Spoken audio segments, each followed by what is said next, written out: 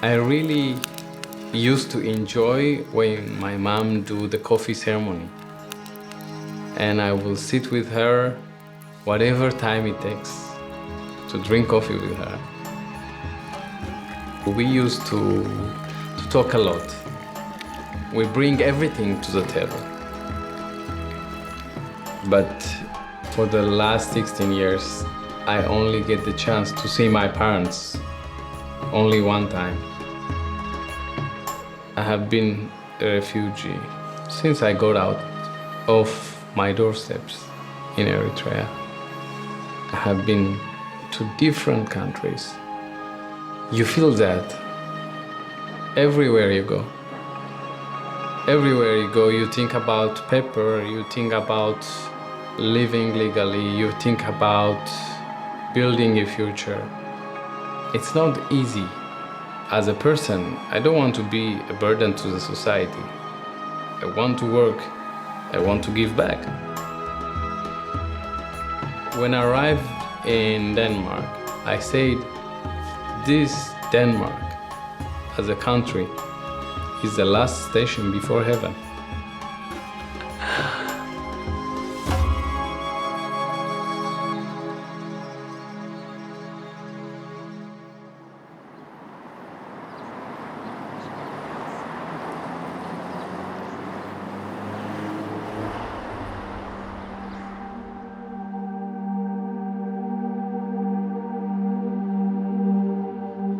I was born and raised in Addis in Ethiopia. Literally, I remember I joined the army when I was 17 and a half.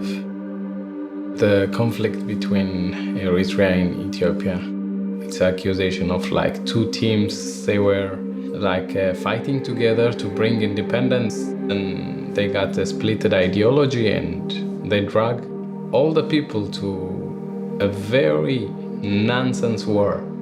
And it was disastrous to see this kind of thing in young age.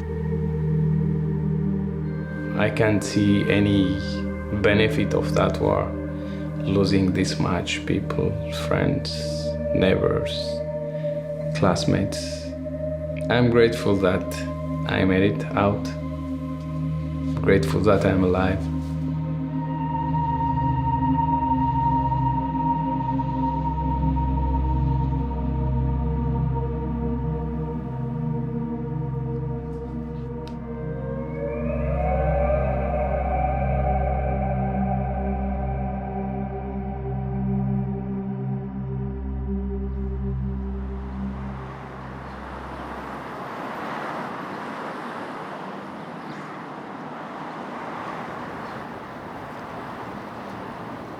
I don't think Copenhagen is typically Danish necessarily. You've got a lot of people from the outside moving in here, including me. My friends are international as well, so I think everyone just brings a bit of their culture in here.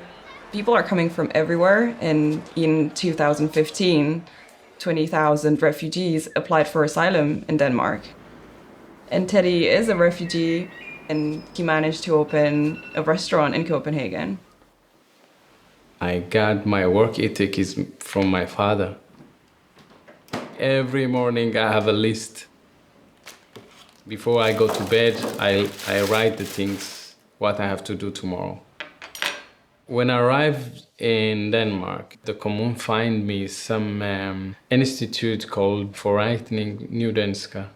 And Henry was volunteering there to accept and integrate and help newcomers. I'd say anyone you call would be able to speak English, so it's not a big problem. If you look at Denmark, in 100 years we are going to be more non-ethnic Danish people than Danish people. I have nothing against it, but it's kind of silly that integration is not a question of if it needs to happen, it happens, and we need to do it.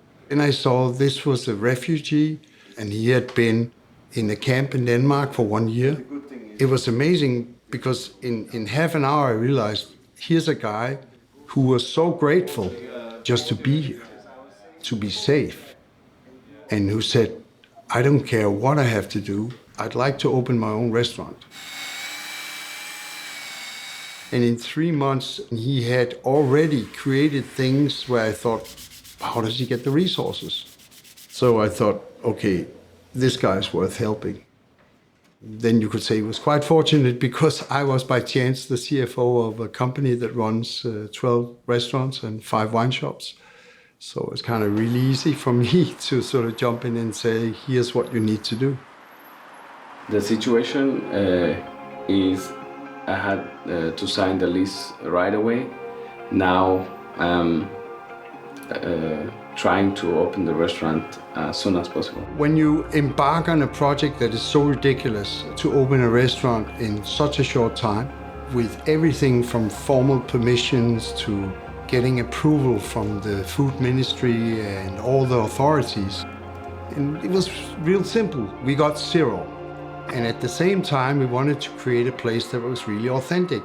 And we started with something that looked like, I don't know, a really boring canteen, a place you'd never go in, and you would never think it was from Africa. And that transformation was really an interesting process. From the textiles to the pillows, to the lamps, to the walls, lighting. We bought handmade baskets and we flipped them upside down and then put electricity on them, and it was so amazing. There are a lot of things here that were brought directly from Eritrea. Most of everything here is, reused. The signs is old driftwood we found on the beach. And I think at one point we had 25 people involved in building the restaurant, bringing parts. One of the key things here was if you have somebody local to introduce you, he didn't have to go through that barrier. The willingness of Danish people, whether you know them or not, their willingness to help if there's a good cause. And here was a good cause. And we managed to open the day we had planned.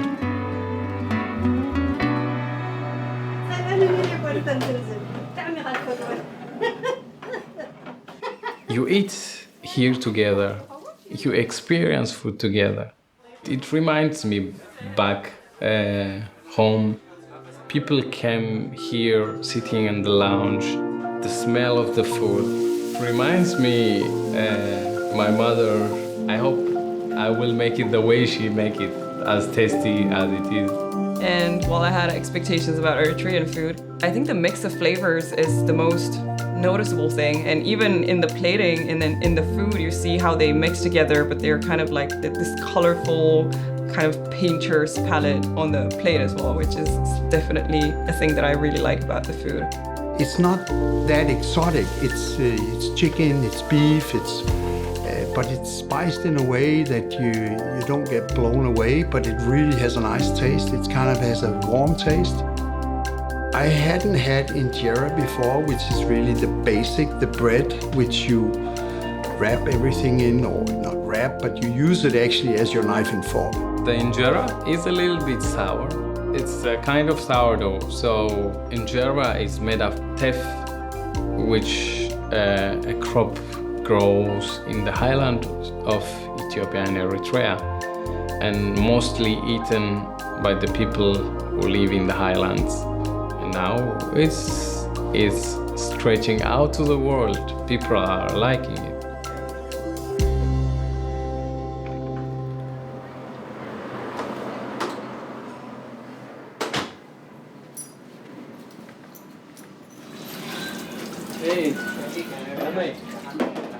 It's interesting because my impression is that people from Eritrea are generally very fast at finding jobs. They are entrepreneurial and they find a way. That's ingrained in me, in us, in Eritreans. People came from a hard-working society. There is no sitting and somebody feeds you. I'm not sitting and doing nothing.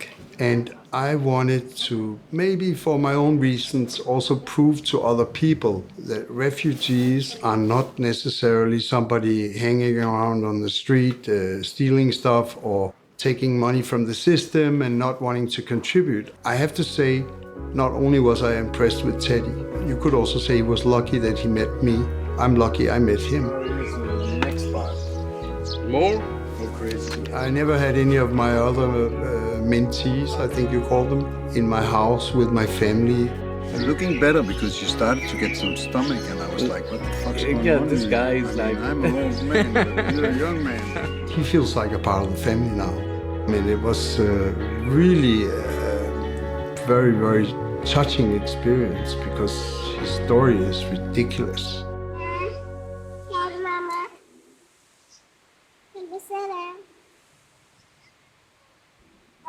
I think my parents are proud of me because I really fight until the end. And in all the circumstances, Denmark is the best place to stay, to live, to grow your kids. And I really appreciate people who help me. And the biggest thing I learned is you have to make a difference. You have to love, you have to give back. This is the main thing. Whether you came from Africa, whether you came from Europe. Yes, people are different. They came from different background, different culture. But at the end of the day, there is a knot that it ties you up, which is humanity. And then that's it.